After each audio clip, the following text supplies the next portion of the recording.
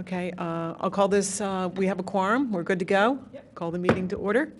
Well, I just have to say how excited I am to be here in person and how interesting and wonderful the setup is. Thank you, Radnor Township, for making this happen. I never thought we would have a meeting in June, so this is very, very exciting. So I guess we'll get started with a pledge allegiance.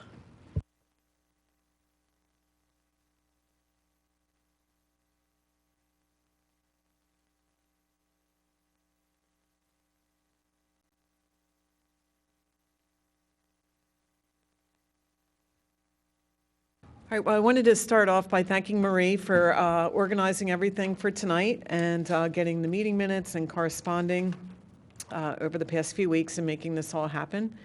So thank you, Marie, and thank you, everybody, for being here. So this is great. All right, let's look at the meeting minutes that we had back in May when we did our Zoom meeting, which was, by the way, very successful. I think it went pretty well. So did anybody have any comments, feedback, changes, additions?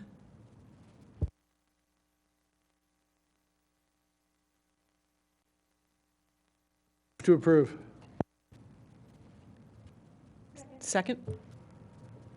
Okay, I approve them, they're fine. Third? Okay, so meeting minutes from May 20th approved, and thank you, Kathy, for taking those very much. That was great. We were kind of figuring out who did them, so I think at the Zoom meeting, sorry, Lisa. I apologize, Lisa. So it was late at night. So thank you. So meeting minutes approved from May 20th. That's great. Okay. So health officers report. So Marie, do you want to take it from here? Sure. Good evening, everybody. I guess I'll give you a little OEM update first. I think I might have sent out the most recent protocols. If I didn't, I'll send those during the meeting here. But when the state moved to the yellow phase, we kind of revised the protocols for the township building and for the township. So as of June 5th, all the parks, trails, basketball courts, tennis courts, fields, they were all reopened. The only thing that remained closed was the playground equipment. And they're keeping the water fountains off. They opened up the restrooms and stocked the restrooms since we opened everything up. As far as the building is concerned, we kind of still are keeping all the public limited to the lobby area, as you could see. We're keeping the windows closed. We have plexiglass ordered for those windows, but they'll remain closed, we believe at this point, through to the green phase. So we will keep this set up through the yellow phase. Just a few updates. I don't know if you all have seen, the township actually put up a tent on North Wayne Avenue to kind of support our local businesses. So if you drive down there, it's in the parking lot where the church is, and they pretty much put up a tent with tables. It can hold up to 100 people, but everything is spaced out, and it's really just a place to kind of encourage folks to come out, support the local restaurants, get their takeout food and then go sit down there. That is a township-sponsored tent. It's going to go through, it's 6:10 to 7:10. The hours are 8 a.m. to 10 p.m. Our police were kind of patrolling it for the first week, and then they're gonna patrol it on the weekends. They have a private company that's going to sanitize it throughout the day, while it's open, but it was a big hit over the weekend. I don't know if you guys had seen it. Tammy, our parks director, is in full swing, and she's getting ready to get the day camp up and running. It's obviously going to be different, and it's going to, follow the state and federal guidelines. But as of now, it's going to be a half-day camp at 2 park locations. Their staff are also going to provide a virtual day camp online, so they're thrilled to get that up and running, and as well as the residents are happy to see that kind of come together.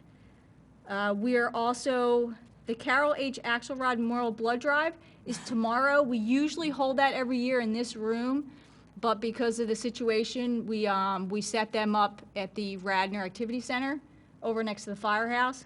So that will be there, and it's by appointment only. It's 7A to 7P. If you go to chabloodDrive.org and you want to donate, you can sign up that way.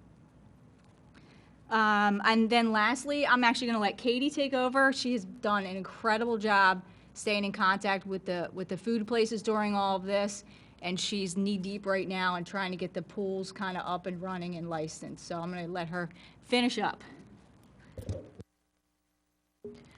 Yeah, so like Marie said, we've been in contact with the restaurants, sending out all the CDC information as soon as we get it and answering any questions.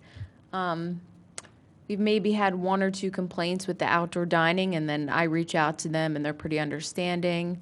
And then the pools are starting to open, and they've been putting signage up and, taking the chairs away, having people bring their own chairs, and sanitizing areas, putting signs up to wear masks when not in the pool. So they've been doing a great job. Little slow to get open, but a couple of them are starting to open. So that's it. I actually want to touch on one thing, if you don't mind.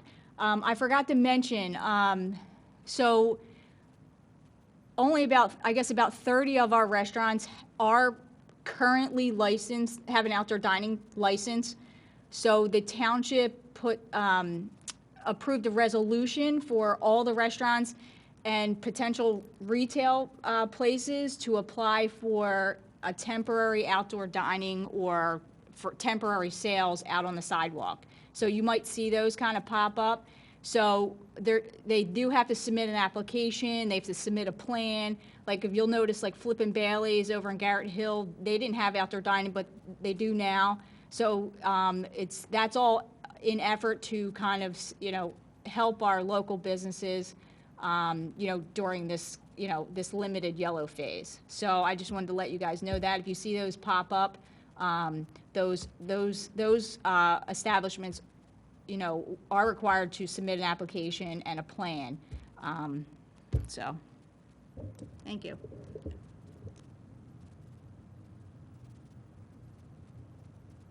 Can I ask a question? I'm just curious about this with all the takeout that we've done. Is there a regulation in place where people who are in food prep have to wear masks? Or is it just, I'm sure they obviously do, but is that something that is regulated? And is it regulated by the state, by the township? Is it monitored at all? Yes, so those regulations are set by both federal and state. And yes, all food workers should have a mask on, those preparing food. Servers are supposed to wear them.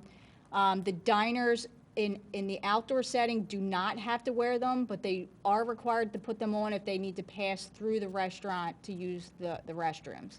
But the staff should wear them, yes.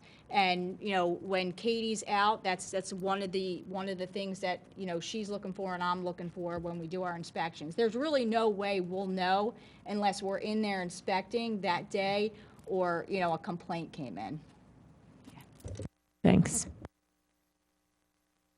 So just to clarify, because I have not been in any restaurants at all, so are they having indoor seating at all? At some restaurants, is it all outdoor strictly? They are not permitted to have any inside dining.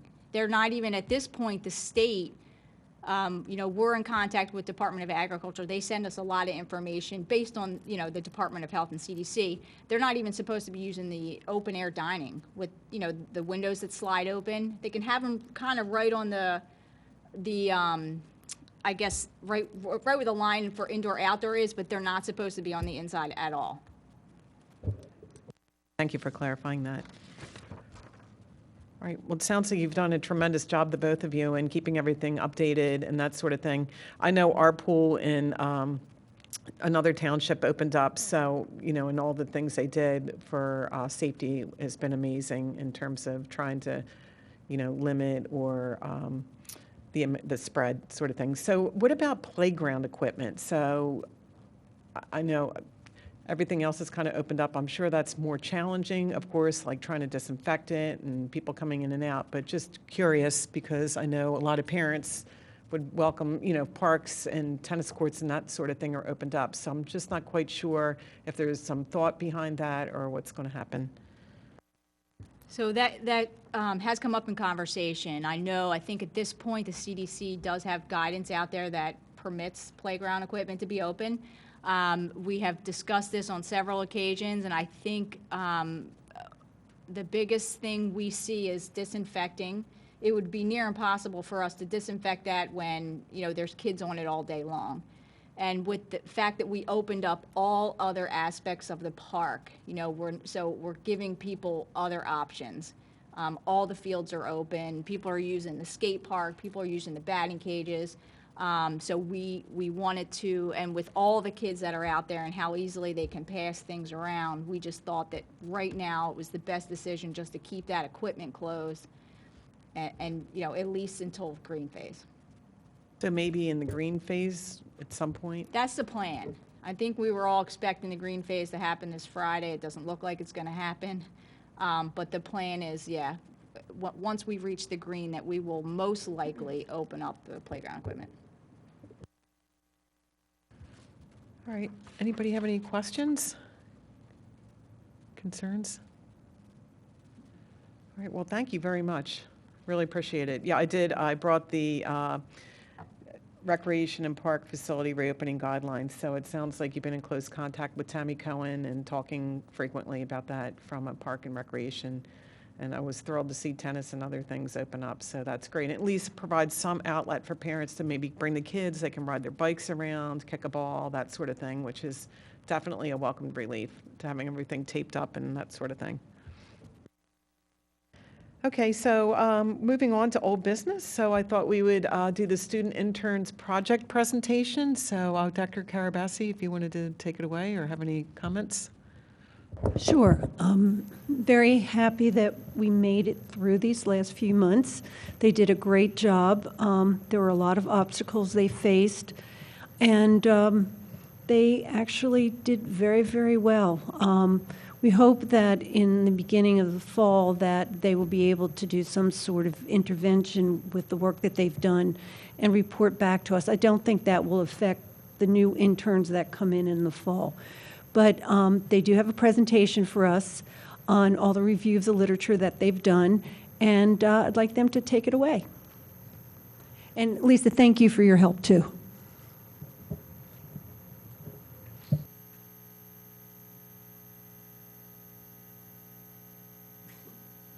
I'm impressed already.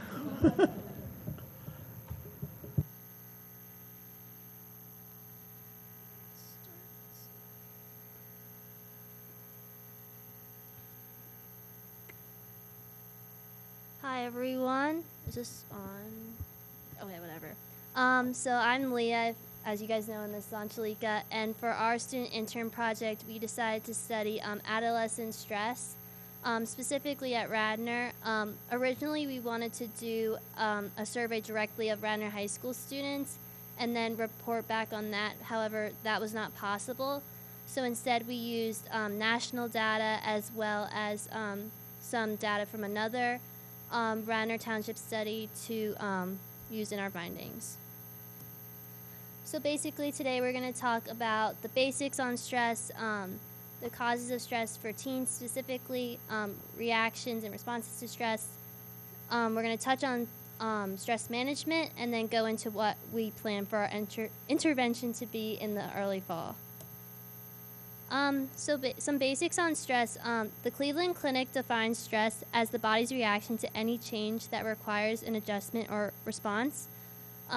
We mainly focus, so eustress is positive stress, as you guys know, and de-stress is negative. So we mainly focused on the effects of de-stress on teens because that's what's causing them to present unhealthy behavior. Two of the main studies we used were the Stress in America study, which was conducted by the American Psychiatry Association in 2013. And we also used the Radnor Township School District Student Wellness Study, which began in 2018 and is still ongoing. Specifically, we talked to Dr. Kearney, who's one of the head researchers for the committee, so shout out to him. Thank you for meeting with us. And just a few stats to start us off. In the Stress in America survey, adults and teens were both surveyed to rate their stress levels on a scale of 10. Adults averaged around 5.1, while teens averaged around 5.8. So not only are teens experiencing higher levels of stress than adults, but also the healthy norm for teens was said to be a 3.9.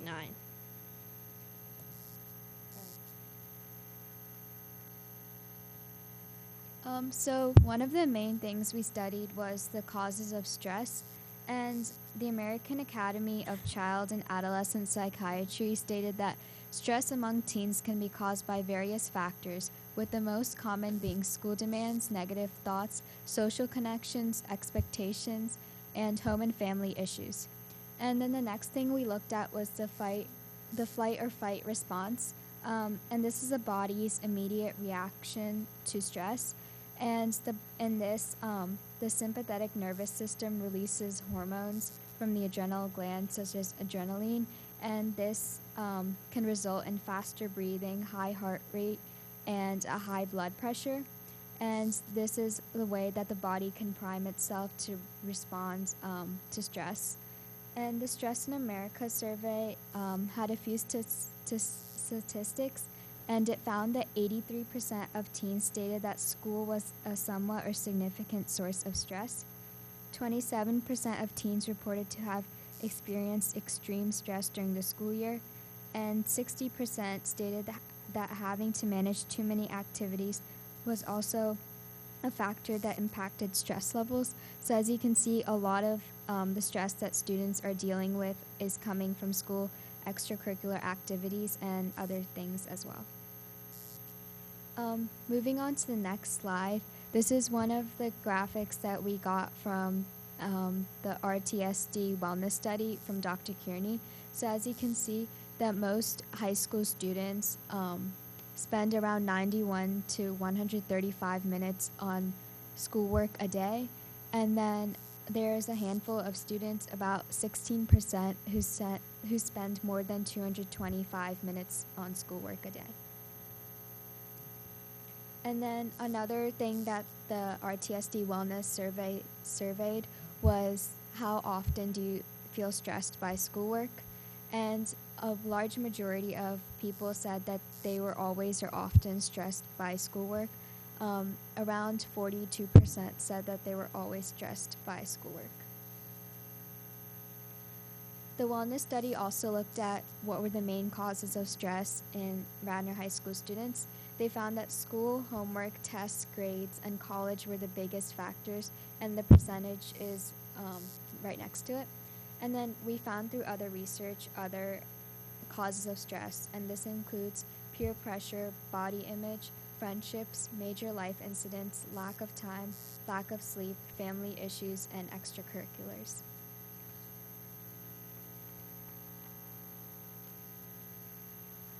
Okay, so now on to the reaction and responses to stress. So stress impacts all three areas of the health triangle: physical, mental, and social behavior. One of the first responses is that to a physical response.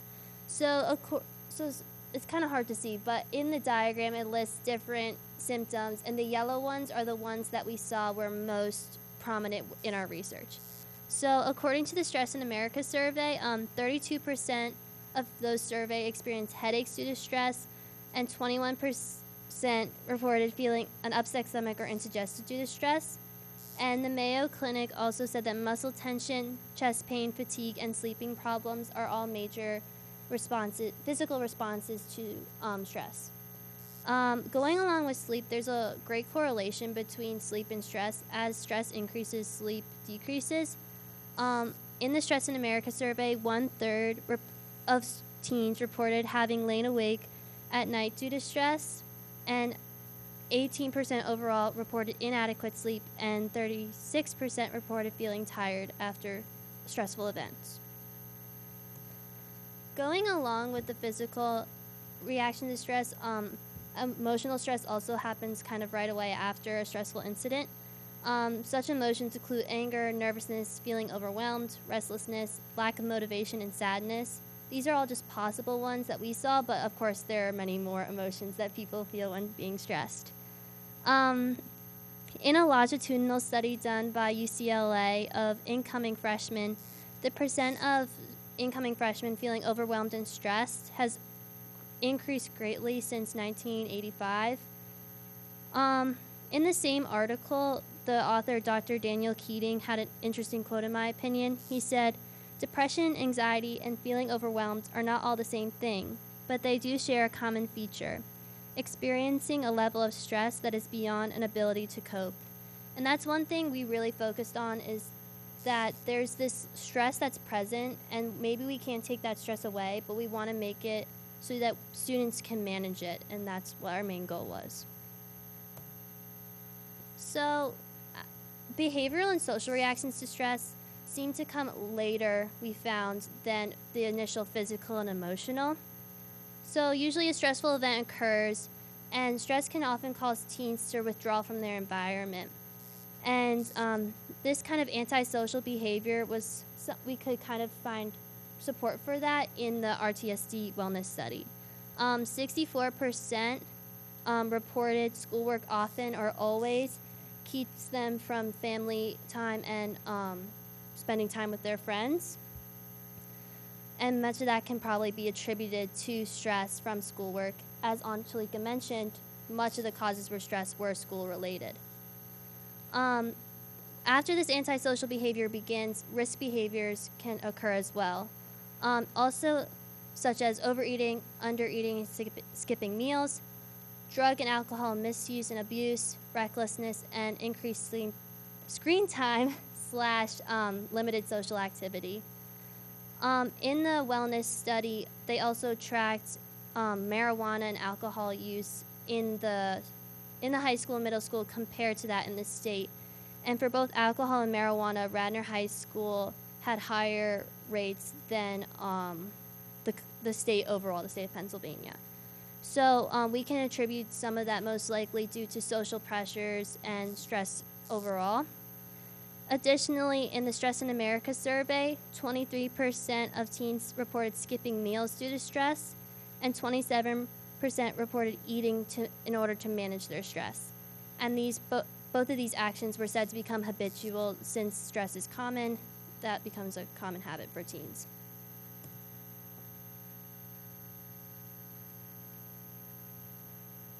So the next part that we looked at was stress management within teens. And stress management is heavily related to reactions and responses due to stress. And as Leah talked about, the risk behaviors are something that we want to prevent, and this can be done through stress management techniques. So the goals of managing stress are to reduce your harmful conditions and adjusting to negative events of reality, and maintaining positive images and relationships with others and emotional equilibrium. So a lot of this has a physical component as well as a mental component in managing your stress. One of the graphics that we found is really interesting was that you start out with stress, and this leads to discomfort, and you can either have positive coping strategies or negative coping strategies. And positive coping strategies can often lead to relief, which is what we want when we are stressed. But negative coping strategies can lead you right back to your stress, which is something that we want to prevent, and give out more beneficial coping strategies to the students. This poll was conducted by a social network called After School, which is based in California.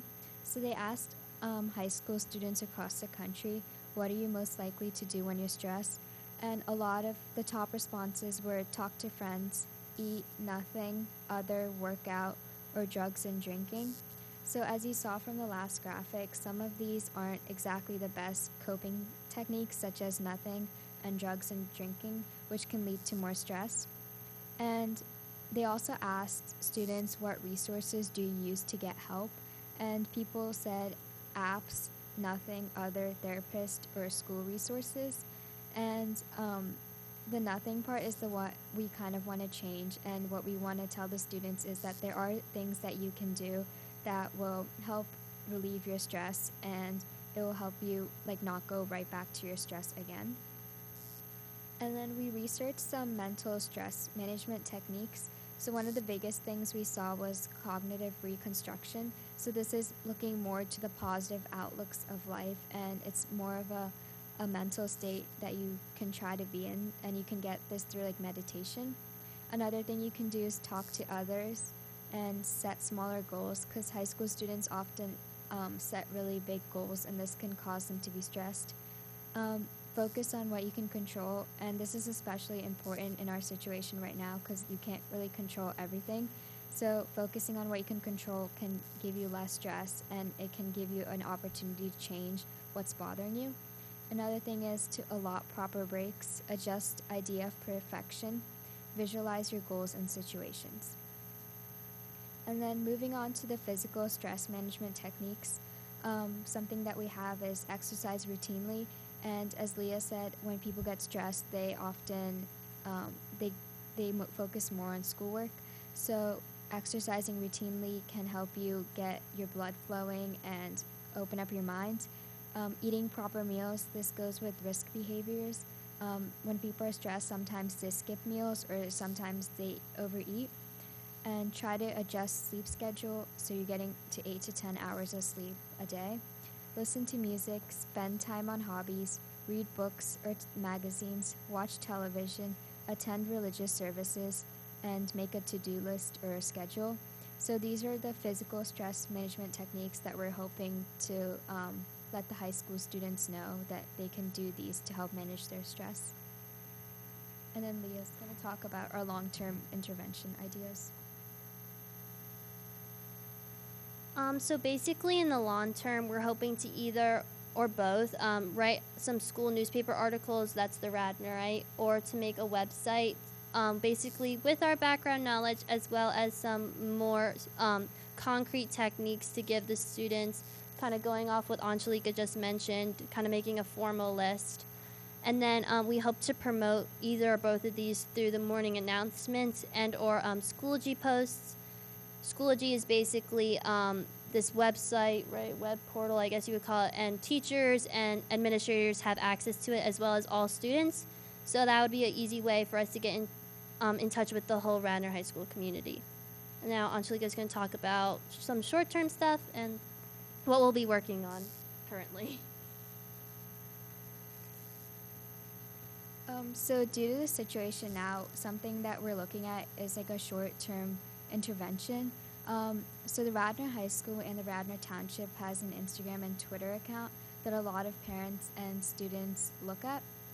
And what we're planning to do is ask them if they're willing to post some of our stuff, which would be just like a stress management technique like every week, or some ideas what you can do to relieve your stress.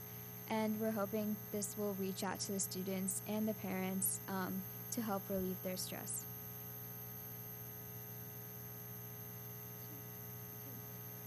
And then we just want to thank everybody for helping us, especially Dr. Karabasi and Dr. Denon for helping us, whether it was like meeting us in coffee shops or emailing us to help us get where we are and to make our intervention idea. Yes, thank you so much.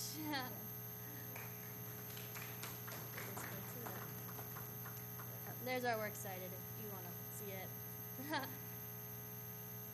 I have to say that was one of the best ones I've heard in a couple years. That was really, really good. You did an awesome job in how you played it back and forth. That was really, really super great.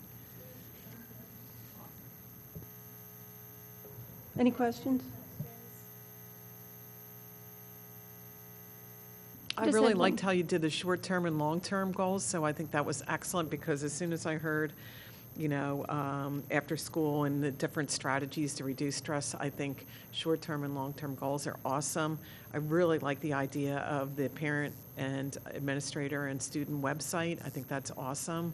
Maybe put it out, Teen Health Week. Did you see Dr. Laura Offit's site? Did you read any of that? Because she does a lot around teen health. Social media site, so maybe something to think about because she was a board member here for at least a couple years. She's in the township, So Real Talk with Dr. Offit, that's maybe something to consider, but I thought they were all really great ideas. I know my own son studies a lot of hours, but to hear 3+ hours a night just, to me, seems daunting after being in school. The other thing I'm curious about is, I know Radnor delayed their school times by 1 hour this year, so I don't know, it'd be interesting to see. I don't know if they were going to do some metrics with everything that happened with COVID, but I was hoping maybe to hear the students' feedback on if there was any change in how they felt. You said that the stress survey is ongoing, so Yeah, well, I'm trying to remember. They took data. I feel like they might be they're still discussing it though. They have like a committee set up and they're still like discussing what changes, because they're making changes kind of to the interior, especially with guidance. I remember them talking about. So I think that's more of the ongoing piece is kind of what they're going to do now. But I wouldn't be surprised if there was some kind of back end kind of resurvey. I think they started surveying high school and middle school students in 2018 to look at like their homework levels and like drug usage. And I think I remember taking those surveys a couple years ago. Yeah, they use the PACE survey. Yeah, the They PACE use the PACE survey. So the PACE survey we take every 2 years, I think, but they have it like alternates of 2 grades take it, so they use the data from that as well as some other things. Yeah, and then they're trying to like adjust the curriculum to like help make it more beneficial to students so that they're not like overworking themselves or doing too much at night. I wonder if that data is available. So I don't know if that's reportable stuff that we would know as a Board of Health. Might be interesting if we could bring somebody. We have not had a representative from the school for a year or two, but that might be really beneficial to hear those studies and that sort of thing. I believe the PACE data is online. I think it's on the Radnor Township website. On by this time of year. And Yeah. I know that they did have some like committee meetings in 2018 once they got the data. I'm not sure if there's anything coming up, however. But they did have a page on it was on RTSC's website, I believe. And then the graphs that Dr. Keeney showed us, they're available online if you go to the RTSD website. Yeah, he had this formal presentation and it's in there, the data, along with additional statistics. I thought you guys worked through the statistics really well. There's a lot to pour through, and you integrated it well into the presentation. Your graphics were also excellent, too, so it was a lot of really hard data that was easily understandable with your excellent graphics. And I'm happy to now know the term eustress. New word. Good job. Thank you. Thank you so much. You really did a fabulous, fabulous job. And, we'll communicate over the summer and decide sometime over the summer exactly what you're going to do in the fall. Okay? Thank you. Great job. And really, thank you with everything going on and the school and it's just, everything's been turned upside down. To put something out like this was amazing. So thank you very much. And I don't know if you could forward the slides to Marie and we could look at them over, because it was a little challenging. I want to look at it over a little more. It was hard to see with the walls kind of thing, but Yeah, we can send you that as well if you'd like to see our written up version. yeah, I would love to. Yeah, okay. thank you very much. Yes, thank A lot to be you. proud of. I don't. So I thought if we want, if you would be okay, we could take a picture at the end of the meeting. So we usually do that. Are you okay with doing that? We usually will have a picture at the end of the year. We'll do a picture together. That'd be great. Thank you again. Awesome. Okay, so really not a lot of new business. The COVID-19 pandemic, I think we're all pretty abreast of what's going on. I did bring something this evening that looks at the cumulative 14-day count of new COVID-19 cases per 100,000 people. A little side hobby here. So basically, just looking at the metrics in the different townships, Radnor, Haverford, Delco, and Chesco. So we've been grateful for Chester County's integration of the health department, which has been invaluable. And I know we'd been talking to that. I went to a meeting back, I guess, in January before this all unraveled, to look at getting a health department for Delco. So it looks like in blue line, you can see the Radnor 0 to 50. So we're really well below, really, Haverford Township. We're about equal. It looks like probably 30 to 40 cases as of June 13th. And then Chester County being a tad higher than Delco. So really the numbers have come down quite a bit. Really a lot had to do with nursing home or group living situations is what we saw. So hopefully this decline continues, especially with the reopening in the yellow phase, that we do not see any spikes, hopefully. But I thought it was kind of interesting to see this from 411 to 613. Kathy, why do you think Radnor's peak was so much later than Haverford and Delco in general? And why do you think Chester County never really had a peak? It's interesting, when I looked at the numbers, actually Chester County has more nursing homes than Delaware County, but had less cases, so I'm not quite sure. Pardon me? Yeah, so I'm not quite sure why that happened, so I don't know if anybody wants to speak to that.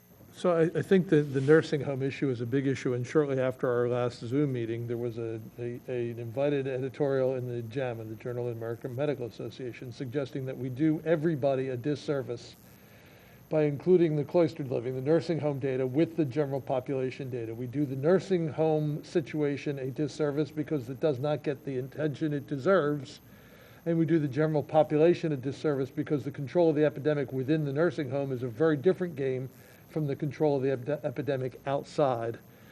And if I had to guess, the peak there is probably a facility, because you get a spike like that, and it's usually a reporting artifact of a facility that drops their data into a system all at once.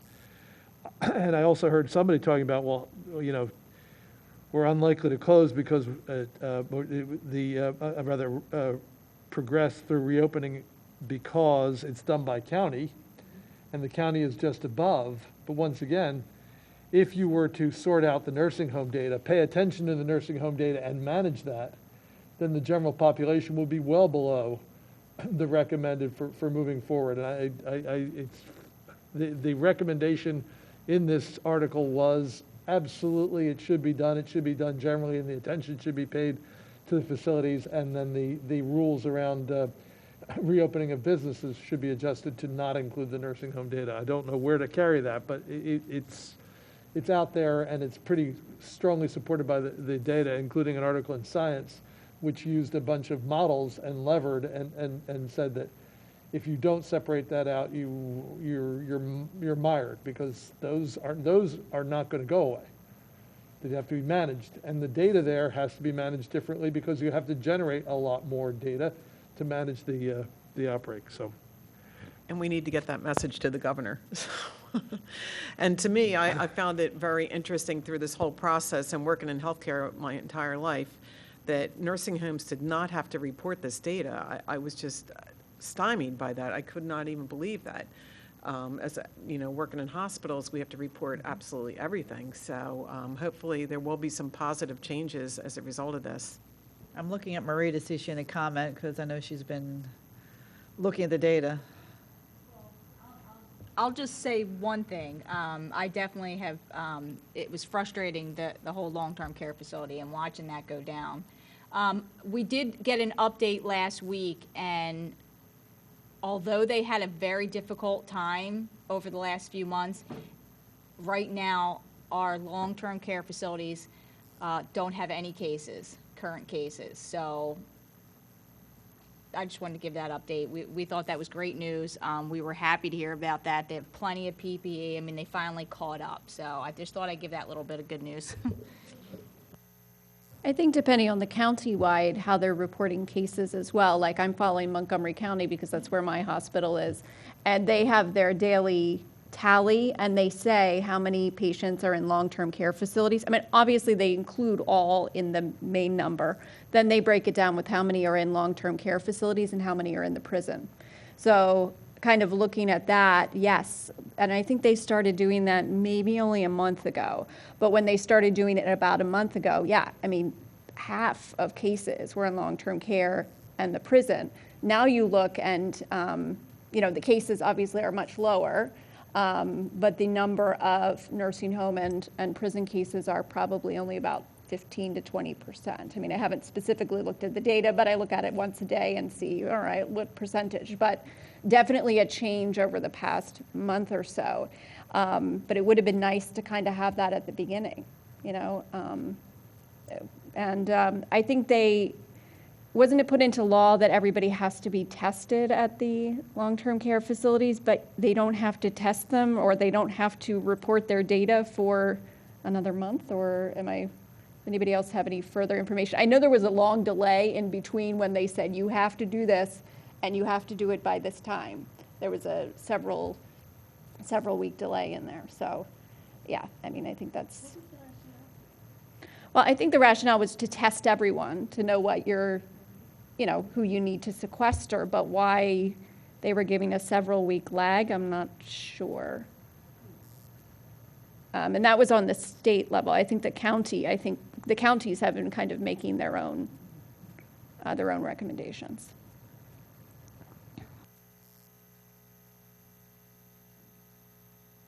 Well, thank you for that input. So we'll see what happens. So hopefully this stays low. Good thing. So we'll see what happens, and fingers crossed. And I think we've really, as a state and community, really put in a lot of good measures, and making sure social distancing, hand washing, hopefully that keeps it on the low side. So we'll see what happens. Can I just report on the county with the Citizens Corps? I volunteer with them. And about 2 weeks ago, we had a 2-day testing over at Upper Darby High School. We tested about 160-something people. It was not well advertised, and they said purposely because they wanted to draw a specific population. I was not privy to the results, but those who were negative were called by a team that was over at the 911 call center for a day. And I believe it was health professionals that called anybody who did test positive. But again, I don't know what the numbers were for positives. They also started a program through the Delaware Chamber of Commerce to dispense packets of PPE, which include 2 packets of face masks, hand sanitizing, those little things that you put on the floor to say keep 6 feet away, 3 of those. Gloves, 3 packets of gloves, and then individual hand wipes as well as the liquid.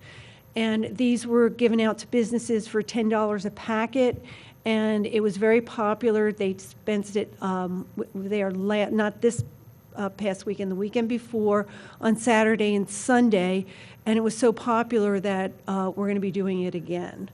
And there also is going to be testing for homeless population in Eddystone. I was not able to attend that, but they were doing that, and they were going to mobilize the a van unit to go around and test. I don't know what the status of that is right now, but they were going to continue with the testing.